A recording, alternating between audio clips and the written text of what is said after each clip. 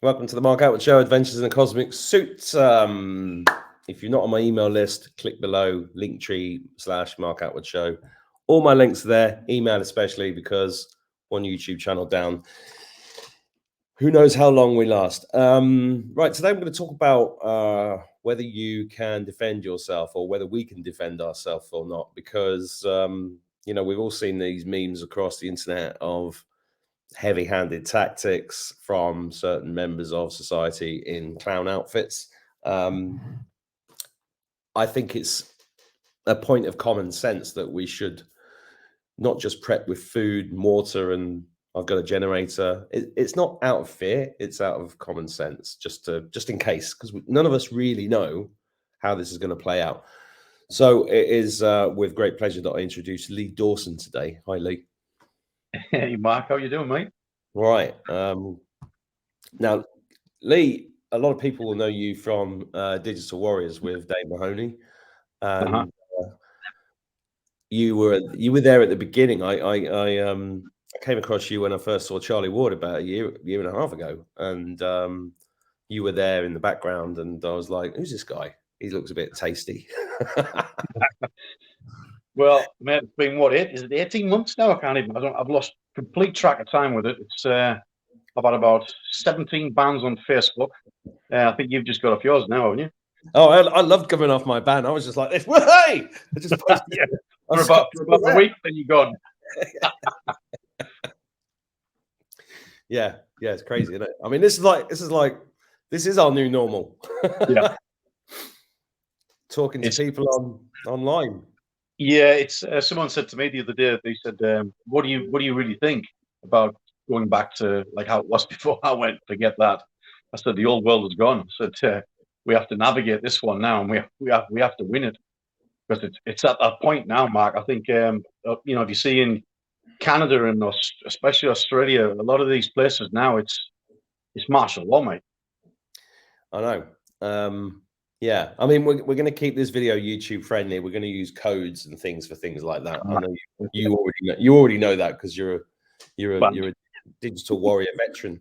That was like what I found interesting, because do you want to tell everybody what your background is, because you've got an interesting background? Well, yeah, I mean, it was really strange how it all came about, because for all my life, since I was 14 years old, Mark, I've been in the martial art game. And from a very early age, I started training, playing around with it, with watching Bruce Lee movies, and made some nunchucks and swimming around. Yeah. I saw it in the car this morning. I showed him your thing, and he was going, and I said, you don't understand. Everybody had Bruce Lee on the wall, big posters. Yeah. Everybody, all the lads. He was a legend, mate. I mean, the thing is, what he achieved in martial arts, Mike, was second to none. I mean, if you think about 1971, 71 he died. Yeah, 71 he died, and was it 72? 71, 72 he died, and he was already doing. Who shot on set? Was he shot on set? No, that was his son. That was Brandon. I'll tell you a story about that, because Dolph Lundgren, who I trained, actually made a movie with Brandon Lee called Showdown in Little Tokyo, I think it was called. But I'll get to that in a minute, because that's quite interesting you brought that up. But no, Bruce Lee, apparently he died because he was editing, he was acting, he was directing, he was choreographing, and he lost so much weight, and he started suffering with a bad head. And apparently his wasn't his wife, I think he had a mistress on the side. She had a prescription tablet, headache tablet, only for her. He took this and he went into a deep sleep, then went into a coma and never woke up. It's a really interesting story about that, because they said there was a lot of things to do with the triads were trying to run him, because they didn't want him teaching the Guaylo, the Westerner, all these Chinese secrets. And he said, "I don't give a flying. I'll teach you I want."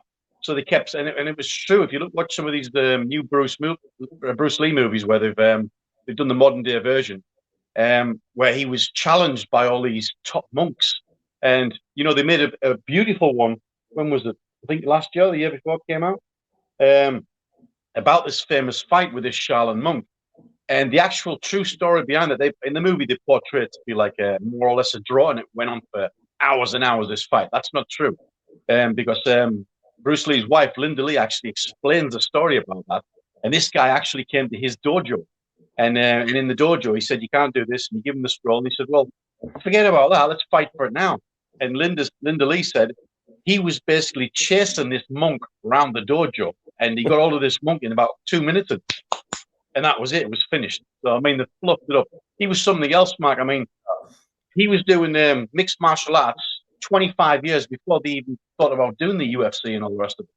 Yeah, he was extraordinary. And, yeah, I mean, and getting back to his son. So when I was training Dolph, I asked him about this because it was always in the back of my mind how the Lee family, as soon as they seem to get to a Hollywood budget from the B movie and go super, super famous, it was a massive disaster. They got killed that way. You can say killed, murdered. Some weird stuff went on. It just didn't make sense. I mean, Bruce Lee was what, 31, 32? Same age as Brandon, more or less. Now, Brandon was doing a gunshot scene where they put all the packs, you know, the blood packs when they pack them on the body to explode. And I got told, right, that the blood packs would turn the other way around. So instead of, and they have little explosions, little gunpowder, and he fires it out when you go with a machine gun, and they fire out all this blood everywhere. And they said it was turned the other way around and it went in. Now, this is one of the stories I heard. And when I spoke to Dolph about it, he didn't want to talk about it. I asked him and he was like, Lee, I have good memory with Brandon. I don't want to talk about it. And he was really, I thought, wow, touched a nerve there. Anyway, so, I mean, we're not going to solve the conspiracy around all of that because I remember that he was CGI'd, and he was like the first character to be CGI'd into that movie. What was it called? The Hawk or something? The Raven? Yeah, something like that. Kate Beckinsale was in it. But so you know, you've trained Hollywood people. You got inspired as a kid by Bruce Lee. Let's go back to that because I was inspired by him, but I just didn't go down the same road as you.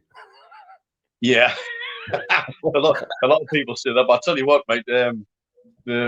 Obviously, I went down the fighting route first, and back then, you know, when you start doing your competitions, you know, I started with a Mugendo system. And funny enough, this guy called his name was Darren Pinkney, and he was a master sensei in my local area where I lived, and he was teaching in a school in Bishop Auckland, funny enough. And I was about 15. I've been messing around with stuff, but I really had to start getting focused and serious, and I really wanted to start doing these gradings, you know, proper grading system, and get something out of it, get some qualifications, and you know, like everybody gets a trade. And I was at the time, I was on a Saturday morning, I was going to a butcher shop and making sandwiches to earn some extra money and doing paper rounds. So I had to pay for my bus fare to go through, and then I finally got a lift to Bishop Auckland because it was about 20, 30 minutes from my house, and I'd never seen anything like it. I mean, this guy, Darren Pinkney, he was he was the hardest man I've ever seen in my life. It was like, wow, because we knew all the local hard cases, right? And we knew all the big security guys and the doorman, and they were all going down every week while we were training to test him out. And don't forget, we were kids. So we were seeing all these legends coming in from our local area thing, and Christ almighty, the gypsies would come down, the hawkers would come down, everybody would come down. And you'd be trying not to watch what was going on because you get wrong, right? So you'd be doing your own training with your opponent, doing the pads or whatever drills they give us. And the next thing you'd hear is this, boom. Then everybody would turn around, and this legend who had just walked in, who was known to be a real hard case, was just completely knocked out on the floor. And we were like, wow.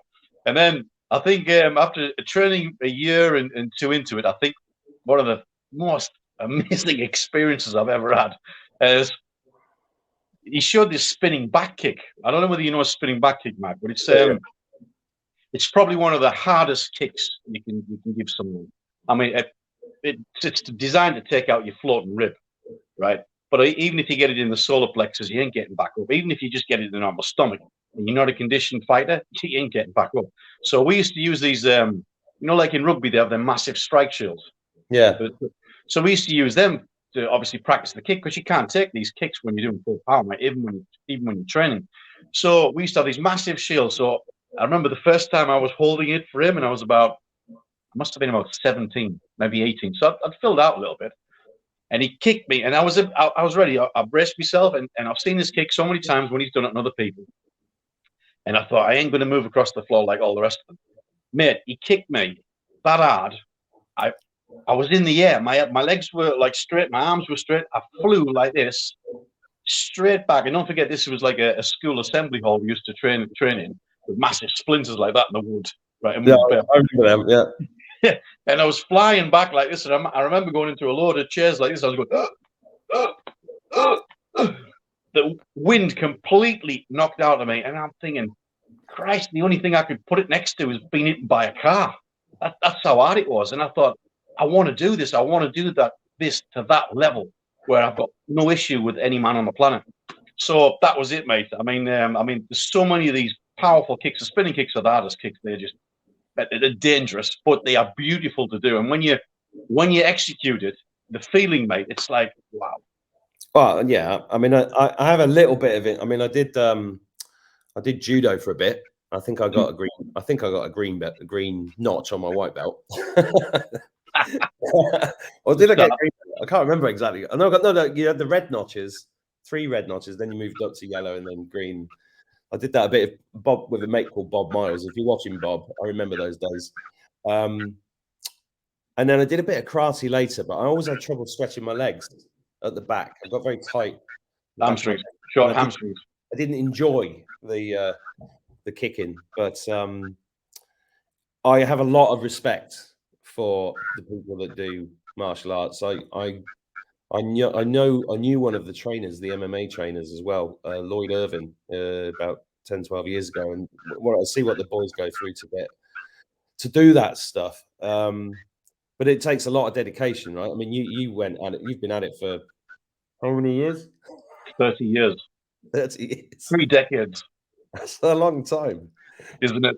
And I'll tell you what. I mean, since I got to Spain, I had a little bit of time off, and I went more into to boxing. Because I love boxing, and obviously it's different, and you can only use 2 weapons, you know. So, you know, with martial arts, you've got 9 weapons of the body: 2 feet, 2 knees, 2 hands, 2 elbows, and a head. 10 if you're a gigolo. But I was going to say you missed one out. But if boxing, mate, I love boxing and the movement, because with a lot of karate, you don't get lateral movement. And lateral movement is really important when someone's trying to hit you. Yeah. But with the karate, you have really good blocks and you have solid blocks. So if you can adapt karate blocks in with boxing lateral movement, your defense becomes impeccable, mate. And because you have that condition from doing the karate for all those years, your body's a lot harder than normal people, especially when I went training with one of the champions in one of the boxing rings down here from Denmark. And he was a unit, mate. And he's about 5, 6 years younger than me, but because of my level, I can't train with just a normal boxer. He'd have to be at that level of championship. And I'll tell you what, mate, even he said afterwards, he said, you know that body shot I hit you 4 times with in the side, you still didn't block it. Right, telling me off. He said, normally when I put that in someone, they're taking a knee. And I didn't take a knee, actually. He did knock the wind out of us on about round 3. And after that, I started moving my arm down more for the block. So it's horses for courses. But if you can mix, I think like probably the best thing for street fighting is kickboxing, because a lot of times, mate, people say, no, it's jiu-jitsu. No, it's MMA, so you can get on the ground. But what they don't tell you is, like, listen, mate, when you do one of them throws, you're on concrete outside. That ain't going to work. Plus, when you tie somebody up in one of them locks, the other person will liably bite you hard. So I've seen some pretty good fighters in the jiu-jitsu mats get unstuck with just a lad coming out on a Friday night who's had a few beers, because those kind of things you can't do on concrete. So it's always better staying on your feet in case there's more than one opponent or attacker. Well, look, strike. Before you go deeper into that, I just want to say to the viewers, right? If you're watching this and you're thinking, "Oh, this show isn't for me because I'm not blah blah blah blah blah," Lee, tell everybody that self-defense is everybody can do self-defense. You don't have to be an athlete. You don't have to be young. You don't have to be a man. Everybody should know some self-defense. It's just common sense, isn't it? Absolutely. If you look at a lot of countries, apart from the UK, they actually put this in school curriculums now, right? and especially in the Oriental countries. And I think it should be because it gives good grounding, good discipline, and it makes you cope with everyday life. And especially when you've got issues, you tend to be a little bit more reserved and relaxed about the issue. You don't tend to get too much stressed. Now, self-defense, mate, with self-defense for me, it's better to have it and not need it than need it and not have it, right?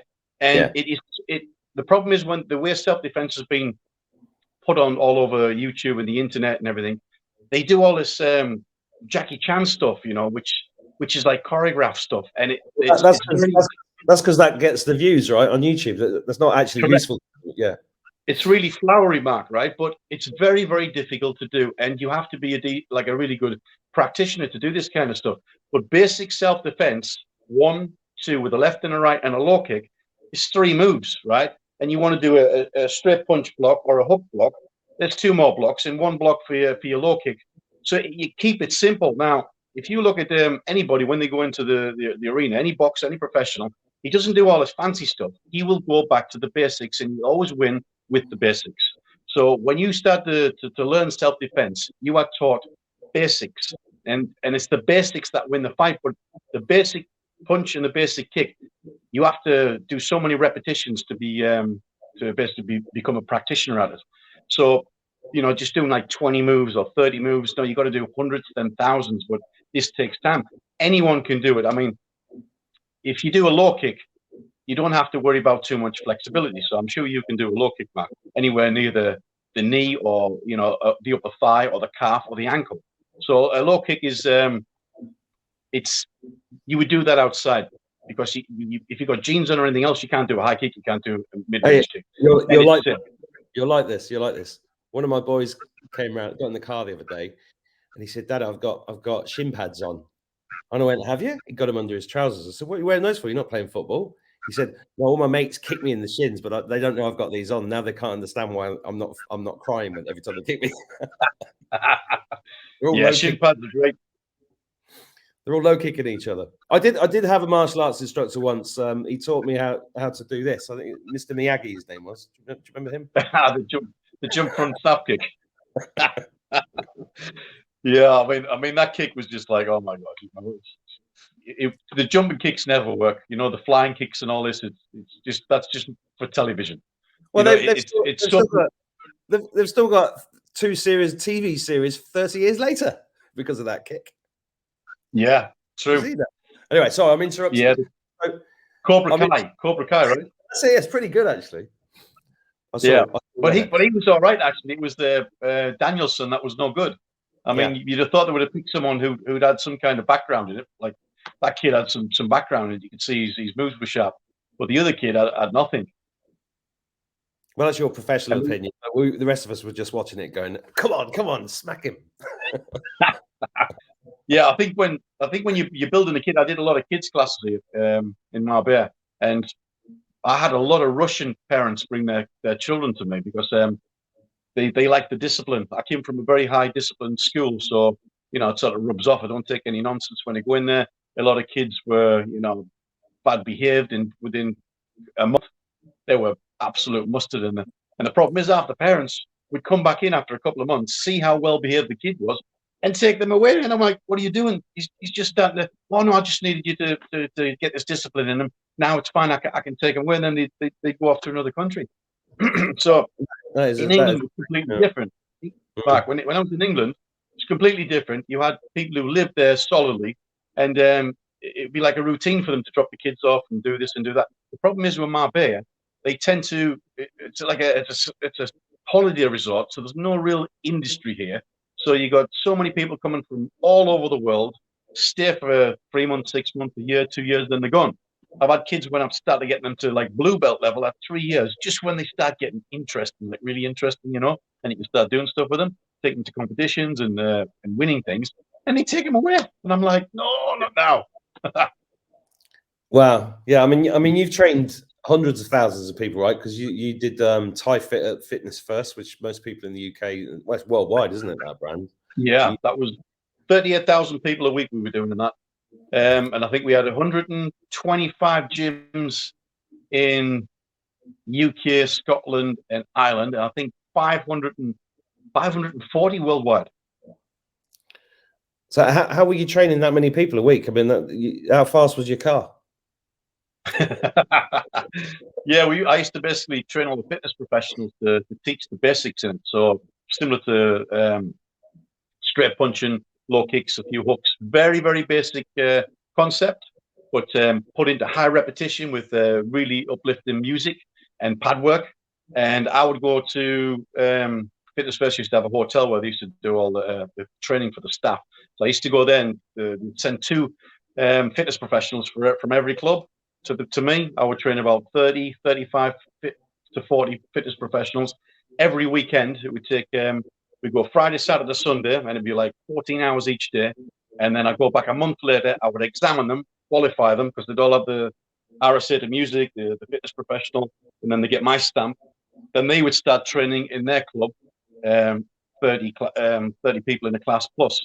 And then it just multiplied like that. So you can imagine once I trained enough instructors out there, then it was just like thousands, 38,000 a week. That was the number. What year was that? Well, now you're telling me age now. Look at that. So this will have been the late 90s, mate. Yeah. In fact, we didn't even have, we weren't even using, because I remember I was going out with the actual marketing manager of Fitness First then, a girl called Jo Marecki, and she was the marketing manager of Fitness First, and they still weren't using the internet there. So it wasn't big then on the internet. It was all still posters, magazines. When you go into a club, there'd be a big poster on the door or little flyers everywhere. Really old-fashioned. I think I was a member of Fitness First around the late 90s, so I might have done one of your classes without realizing it. Possibly. Yeah. There might be people watching this. If you're watching this, you're in Fitness First 90s, this is the guy. Yeah. It was so much fun as well, mate, when we started doing the master classes and traveling all the way around. Oh, yeah. It's great when you do that. So you obviously got a passion for, well, you've done it 30 years, passion for teaching. But you started putting together an online course for people, about a month ago, which is self-defense for beginners, right? Yeah, I've been working on it for about I think 3 or 4 months in total. How to basically get it shorter and shorter, because if you go into like a martial art, there's so many moves you learn, but there's so many moves you don't need, right? So I was looking at this, and when I did my own system, hybrid karate, I thought there was just too much time wasted on these moves you're never going to use. So what's the point? I understand you have like sort of fighting kicks and you have training kicks. You have certain training kicks to open your hips, which make your kicks bigger, especially the spinning ones and your high kicks. These are very important. But I'm not talking about that. I'm talking about moves you would never use and moves that don't work. Because there's a lot of stuff in the textbook that just doesn't work enough. And I've tested most of it, mate. So what I did was I thought, right, left jab, right cross, low kick, front block, and low kick block. That's a great start. Package that. And you haven't got to think of too many things. I mean, just like when you're standing, the first thing you're standing, are you standing right? Are you in the right position? Are you sitting over your legs? Do you bring your head down when you're fighting to protect your chin? Are your hands in? Do you have a long guard, short guard, close guard, mid-range guard? There's so many different points. So I thought, right, take that out, take that out, take that out, make it so simple, so basic. Anyone can do it. So I said to Mr. Vickers, and how good Mr. Vickers is with the green screen and all the editing. I said, can we make this look like a bit like a video game? What do you mean? I went, well, put the background, put a background, I'm in a dojo. Can you put a background, I'm in outside of the pub, in France next to the Eiffel Tower, whatever, any background. He said, yeah, we can do that.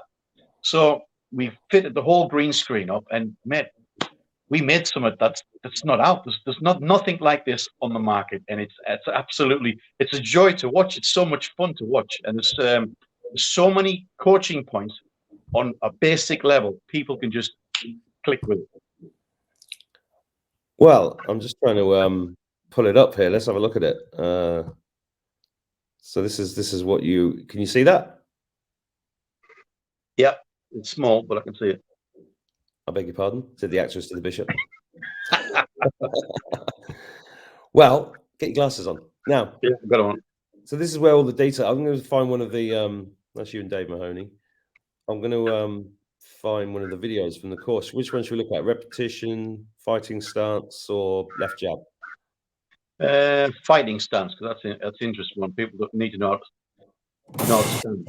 Have a look at that. All right, now I'm going to show you how to stand. It's very important how you stand in a fight. Okay, so like I'm stood like this, I'm waiting for a taxi. I'm going to get knocked out and steamrolled. So from this position, you can call this the horseshoe stance. All right. So left leg, I'm going to take a step forward. Now, you see, I'm in a box stance now. Feet, just move out a little bit. Bend your knees.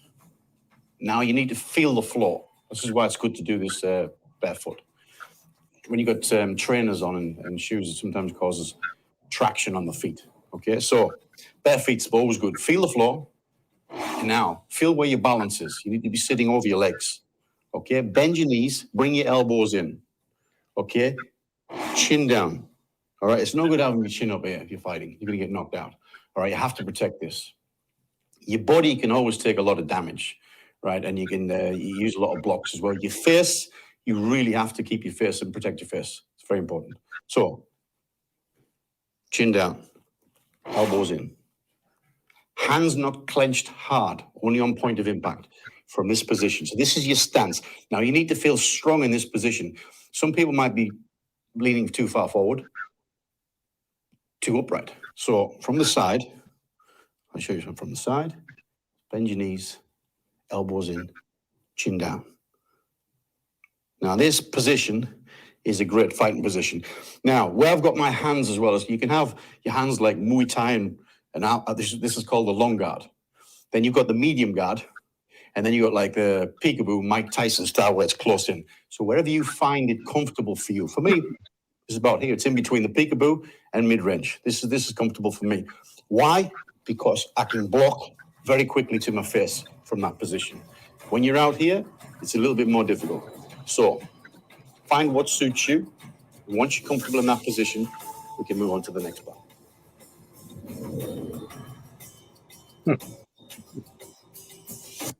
That's cool. So you're taking people through step by step with this, right? Yeah, the way we've done it's absolutely fabulous. It's step by step, but it's so simple that that's the problem with a lot of self-defense. They make it so difficult. It has to be simple because so anybody can do it. And once you understand the typical movement of a left jab, it's about repetition. So after 500 reps, you get this what they call muscle memory.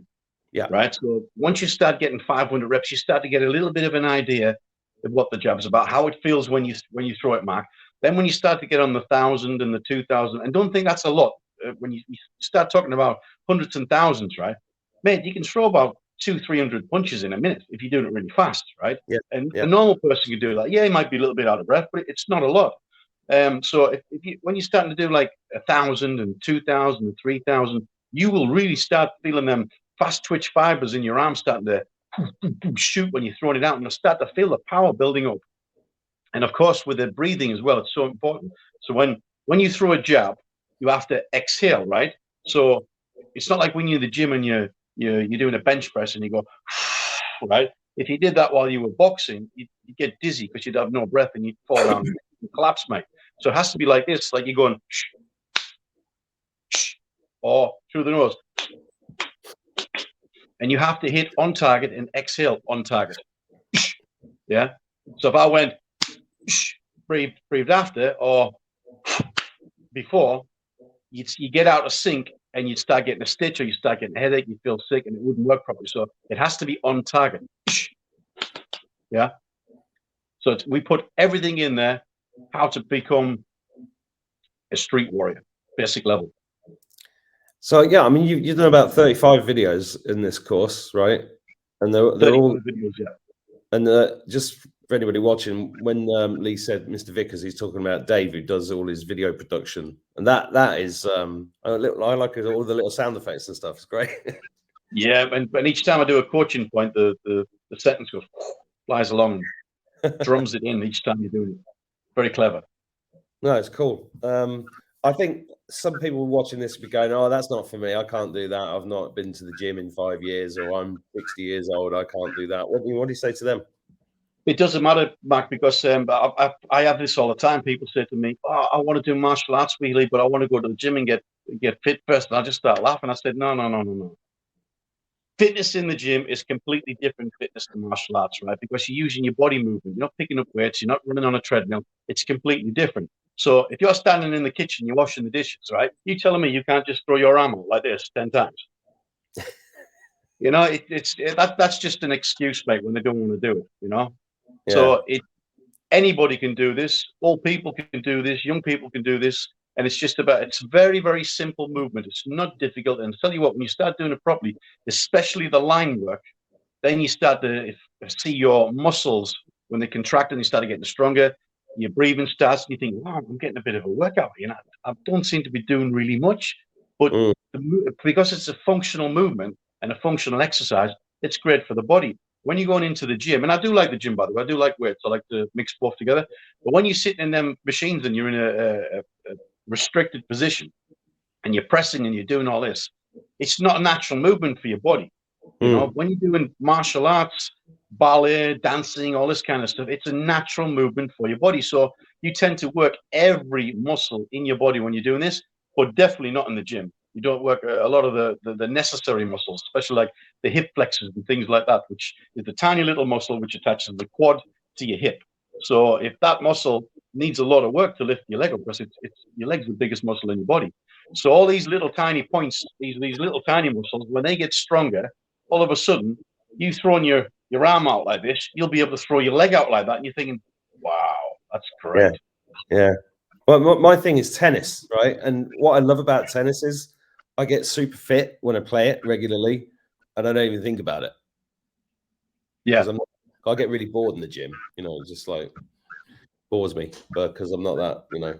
But tennis, because it's also a thinking thing, and this is like, what about?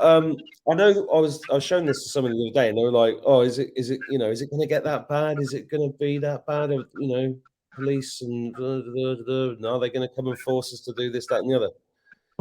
You know, it's just common sense for me. But what do you say to that? Because, well, what I've seen so far, it's already like that in certain countries. And the problem is now, I think with this, because of the way the world is changed massively, I think you've got to be ready for anything, mate. No, I think you're right. I really do, and it's not like as if you're doing a firearms course or something like that, and you're going to be a bodyguard. It's just like it's just something you will have inside where wherever you go, you know, you can handle yourself. It's not necessarily you going to start a fight or get in trouble, but if it comes to you and you've got it, you're going to be so much confident. Most of the time, Mark, as well, when people have it and can fight, they're the most quietest people in the world. You never see them fight. And when you have this as well, you're so much confident when you're in some kind of situation where it could evolve into violence. It's normally you that calms them down, because normally the mouthpiece can't fight, and that's a fact. The mouthpiece can never fight. It's the quiet ones. Yeah, it's the quiet ones you got to watch out for. But it'll give you that self-confidence to deal with situations, and if it gets to the next stage and you've got to, then you'll be ready for it. They're not gonna jump on you, beat you up, rob you, take your money or whatever. You're going to be ready for it. So I think it's a lot in here as well as here. Well, I've put a link on the screen, which is easy for people to follow to go and have a look at what you're offering. bit.ly/Lee's Beginner's Course. Go and have a look at that. But you've also done a free guide, top 10 tips for self-defense tips. You want to talk to us about that a bit? Yeah, I mean, with this one, I just thought, right, what do people do when they go out on the street? You know, like, and it's not like, it's more of a common sense thing, but a lot of people don't seem to have too much common sense these days, right? So when you go out, it's like if you're walking down a street and one side of the street is lit and the other side is dark, walk down the side that's lit, right? When you go into a room, a restaurant, a cinema, a bar, first thing you should do is check for exits. Check for all the exits. So if there's any kind of problem in there, a fire, a big fight breaks out, a shooting, whatever, you know where the exits are and you need to get out. So just it's tips like this, Mark, and it's so simple to think when you're going somewhere, to start thinking, oh, hang on, I remember what Lee said, when you go into a building, just check for these things. And then when you start checking for things, I'll tell you what you start doing then. Once you start checking for things, you tend to start people watching a little bit more. Because I did a lot of security work as well. You have to people watch because you have to look just to see if there's going to be a problem at this table, at that table, or on the door, or wherever. So it becomes really interesting because you can actually pick up on volatile situations. I mean, we used to think as well when we were doing the security, we could tell if which table was only on alcohol, which table was on cannabis, which table was on cocaine. We could actually tell by the way they were acting what they were on. Well, I can tell that a mile off. So yeah, it's things like that when you just common sense, mate. Well, I know what you mean because I was in the military. That was my all through the teens. I was in the RAF and I did loads of military training. I used to be super fit. I beat the paras at their own assault course when I was 18, 19. And I just remember, I remember being living in Manchester and walking down dark streets at night and I'd be with my mates and they'd just keep walking down this dark bit and I'd cross over and I'd be like, oh, I'm always like looking out and they're the ones who all got beat up. Yeah. And I never did. That's it, man. Savvy on the street, streetwise. Common sense, streetwise. Also, I grew up in a working class part of England where you had to be streetwise. Otherwise, you got beaten up anyway. Yeah, but I was from the northeast, mate. It was rough every time we went out. If you didn't go out and have a kebab and chips, if you didn't score with a girl, it was a fight, wasn't it? Absolutely. But it feels like a different age now. But you know, this is why I've tried to encourage my kids to do martial arts and boxing and all of that. And my eldest son loves it. He's done boxing with a guy here who's really fucking good, really good. But you know, I think it's great that you've done this course, and I wanted to talk to you about it because I've not seen anybody doing anything like that specifically for. I don't know. It's the fact that you're doing it for ordinary people. It's not. You don't have to be a fitness nutter to do it. You just got to learn these basics. And God forbid we're ever in a situation where we need it, but it's better to have it up your sleeve than not have it. Yeah, and the thing is as well, you don't have to go to the gym to do it. You don't have to go to a dojo. You can do it in your front room, and and you don't even need that much space, Mark, either. No, you can just do it in your living room, can't you? Yeah, or your garden or whatever. So I recommend go and get even if you just go and get these self-defense tips. They're completely free, and if you can afford the course, get on the course because the course is less than an hour with you anyway. So yeah, because we're still doing one-on-one fitness training over there. Have you got are there any punters left, or are they all gone? Well, since the lockdown, it was pretty difficult. I had to close my children's school down, because they wanted to put masks on their kids, and I said, "Are you insane?" I said, "Do you understand how the physics work on your body? So you're training, your heart starts to beat, the blood goes around the body faster. You're going into the muscles, so you're working something on your arms or your legs. So the muscles are going to expand. More blood's going to go in, which needs what to sustain this? Bloody oxygen. And you want to put a mask on and block up the respiratory system. I couldn't get my head around. I said, that's the health and safety right there. You don't know what you're talking about. And I will not do this for these kids because these kids will collapse because I pushed them hard. So I had a big fallout with the gym over it. And so I stopped the course. Then we went into, obviously, the lockdown. So I stopped training my clients. I tried to do a little bit, but in the house. But I didn't have any equipment at the time because I wasn't expecting this. I had all these gyms around me. So I had to start ordering bags and all kinds of stuff online to set up a little home gym at home. But most of the time what I was doing in front of the mirror, I would set up a boxing clock and I would just do 2-minute rounds, 10 rounds a day of what I knew. And that was keeping me fit all through the lockdown. So I didn't realize that your actual business has been destroyed by this situation. Oh, yeah. Mine, God knows how many other trainers. I mean, I had a really nice clientele this year, and obviously their businesses, they couldn't afford to train with me anymore. So they had a lot of them. I had Danish people, I had people from all over the world, a couple of English people, mainly Russians, Swedes, Danish, from all parts of the globe, and they had to go back to their countries to fix their business, the business here. And the problem is a lot of people here, Mark, did not get any help from the government. And a lot of people are now being paying tax for like 20 years and didn't get no help and had to close the business down and leave. So yeah, it was pretty difficult here. So I thought, all these gyms closed down. We weren't allowed to go in them. They locked us up. Couldn't go out in the sunlight.